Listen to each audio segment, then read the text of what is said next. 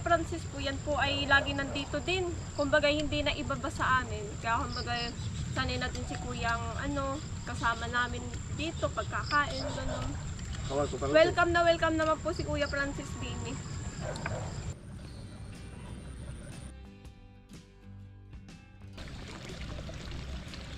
Hello po mga kamanang, kamusta po? Tayo po ngayon ay dito po muna sa kubo ni Kuya Kalayas. Tayo po yung magkakalaykay. Dahil nga po nung nag-grass-cutter po si Kuya Dini, hindi po natuloy yung ating pagkakalaykay dito dahil umulan. Di ngayon po tayo maglilinis. Tara ho, samahan nyo ako. Dito po muna tayo magsisimula.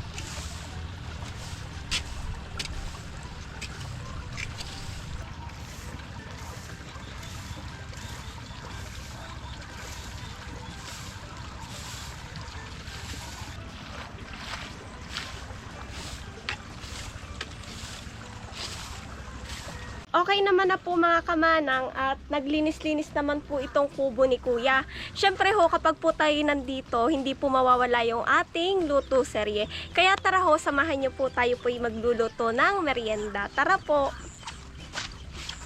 Ang recipe po natin ngayon ay tayo po yung magluluto ng sapin-sapin. Tayo po muna yung magagata.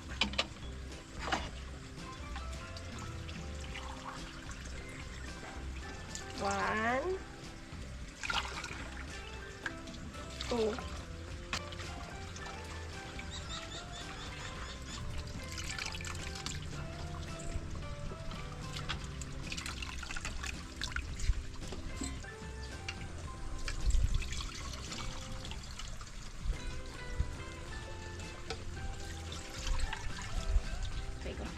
Kuha naman po tayo ng glutinous rice.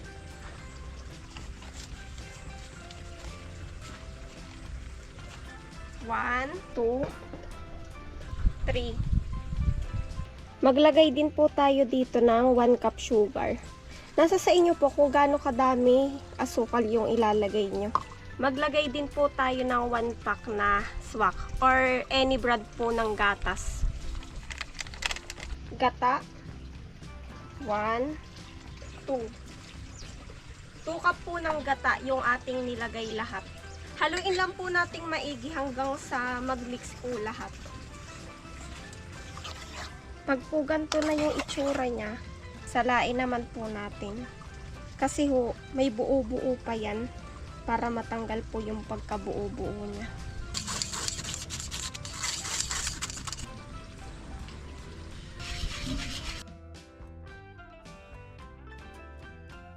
Gagawin na po pala natin aring 3 flavor para po ayan kasyang-kasya lang sa lagayan.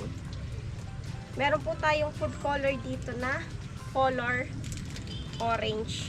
Maglagay lang po tayo.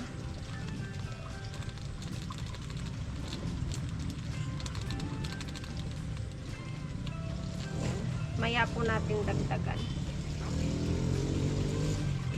Nasa sa inyo po kung gaano kadaming food color yung ilalagay nyo. Ilahat na po natin, are. Yan. Pwede rin naman po yung liquid na food color. Kaso ho, ang atin pong nabili ay yung gantong powder. Tapos hindi din po tayo nakabili ng vanilla at wala po tayong mabilhan. Kaya ganto na lang po. Ito naman din po ay kanya-kanya ng pagluluto kung paano. Yung version ko po, di ganari ho yung mga ingredients. Ito naman pong violet. Lahat na natin. Ganda ng kulay na rin violet to. Kala ko nga nung una kulay black. Pero pag nilagay na siya, kulay violet na. Maglagay lang po tayo ng tubig dito. Tapos pakuluin natin.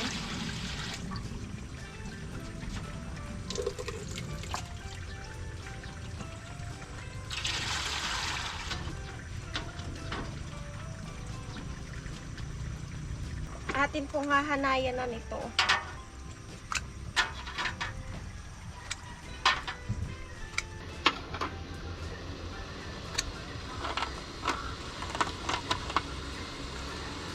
Pwede na po tayo maglagay ng ating mixture. Ito po muna yung walang kulay.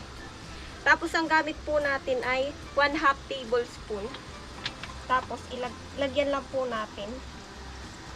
Tapos pahinaan lang po natin yung apoy.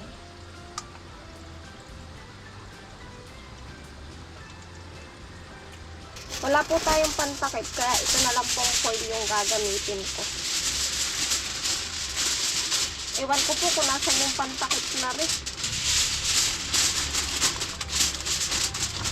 Pakuluan lang po natin rin ng 10 minutes. Tapos saka po uli natin buksan. Yan po, tayo po yung naka 10 minutes na. Ating buksan na rin. Mainit yung singaw. Ito naman pong orange ang ilalagay natin.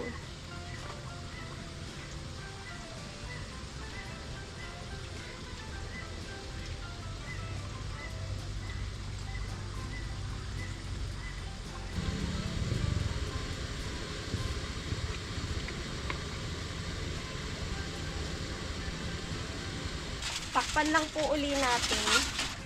Tapos, another 10 minutes po uli bago natin ipatong yung gas na kulay.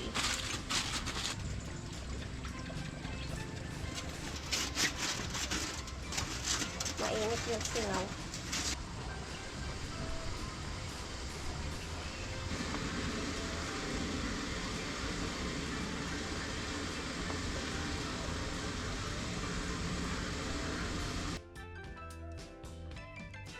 Simula po nung nilagay natin yung violet, nag-intay po tayo ng 30 minutes. Tapos yan, i-open na po natin. Medyo maano lang po kasi yung singaw mainit. Try ko po mag-ahon ng isa. Check natin.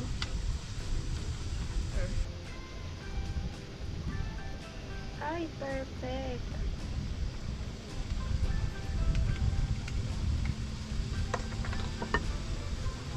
Ayan ho. Tikman po natin. Para medyo malambot po yung violet.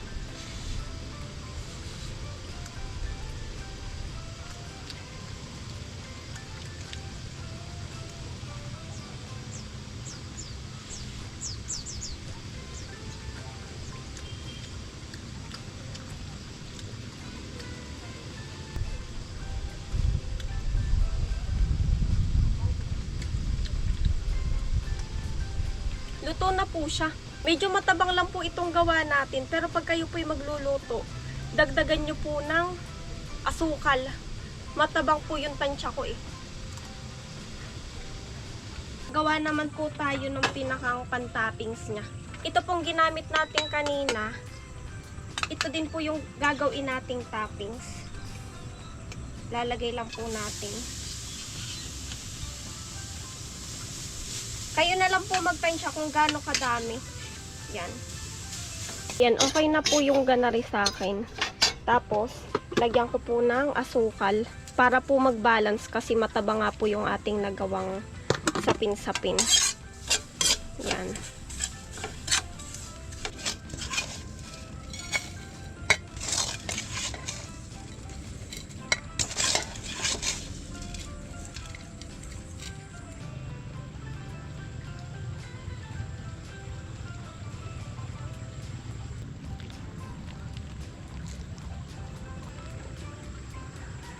Ayan ho, tayo po'y merienda.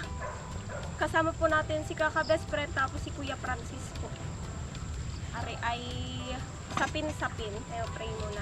In Jesus' name, Lord, salamat po sa blessing na ito. Salamat po dahil hindi niyo po kami hinahayaang magutom at patuloy niyo po kami ipineblas araw-araw. Lord, pagpalain niyo po itong aming pagkain at nawa po mabigay naman sa amin. In Jesus' name, Amen. Kain po. Dito, nandito yung sinasapin. Ano yun, food coloring lang ba yun? Kuya, food color lang yan. Pero isang texture. Oh, hindi ko na naging. Oh, try mo Kuya Francis. Sige, ikaw na kumuna. Medyo matabang lang ito, kaya umawi na lang ako din sa parang pantoppings niya. Latik. Latik yan, ano Hindi ka nga Francis? Kuya latik yan eh, at yan ay yung sapal. Oh, Pag latik kasi di ba yun ay yung Hindi, yung isa. yun din yun. Yun din ba yun? Maganda, ano. Wala pala Kuyang ilaw na din eh. Nawala na. Ayaw kumana. Ay, doon nga siguro bumaba yun. Kaya pala hindi nagana yung ni Kuya. Baka. Kuya Francis. Pwede kayo umano yung breaker doon bumaba. Ito pantating suot, medyo matabang yan eh. Masarap pala. Ngayon lang ako nagluto na rin. Masarap. Pang merienda talaga, no? Si Kuya Francis po, yan po ay lagi nandito din. Kumbaga hindi na ibaba sa amin. Kaya kumbaga sanay na din si Kuyang kasama namin dito pagkakain. Ganun. Kawal ko pa rin. Welcome naman po si Kuya Francis din eh. Ayan po, kain po. Kakain po. Sapin-sapin na nga. Sarap.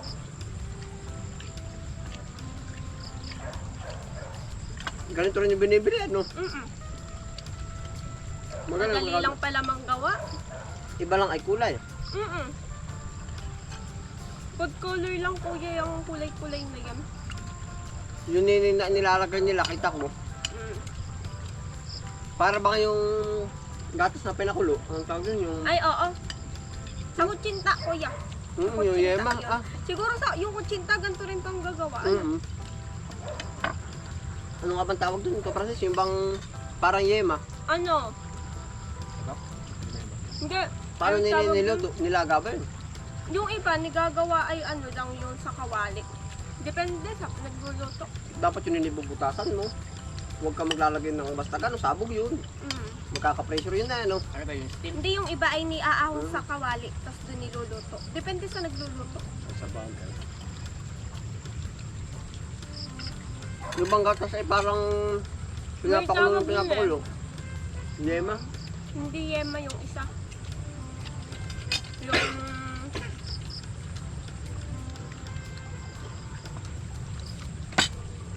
parang Caramel. Hindi may iba pang tawag dun eh. Deleche. Ano yun? Parang may deleche. Lipson. Parang may Leche deleche. Leche. Yung bang parang ko, Francis, parang yema. Dulce de leche ba yun? Para sa yema, yung bang minsan nagbubutasan yung dalawang lata yung lata ng gatas, tapos tatapat sa apoy. Para pinapakulo ng sariling kulo. Dulce de leche nga ata. Parang ganun. Kain pa Kuya Francis. Sarap. May nakasalang pa doon ako. Ano sa bayan? Yung uwi ko at hindi pa siya dun sa pang steam. Yung singaw.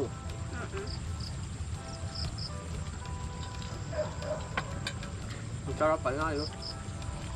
Kain po. Masarap. Paano nakaliwan siya like? Unang layer, tapos lutuin mo kaunti. Next na sunod, tapos luto ulit. Hanggang sa last na yung balder, doon mo nadulutuin. Final na. Para hindi ba magsama-sama yung kulay. Akala ko parang ibubuhos mo ng... Sabay-sabay? Oo. Aba, Mag-mix, maghahalo kuya.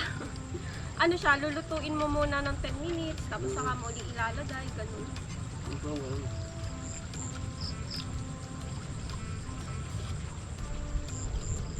Madali lang naman ito siguro maluto, ano? Ilang minutes? mga 1 hour.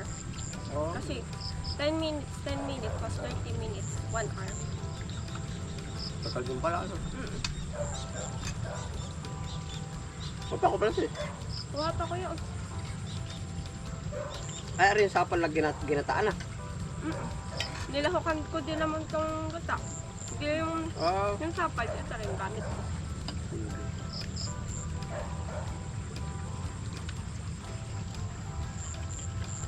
Sarap.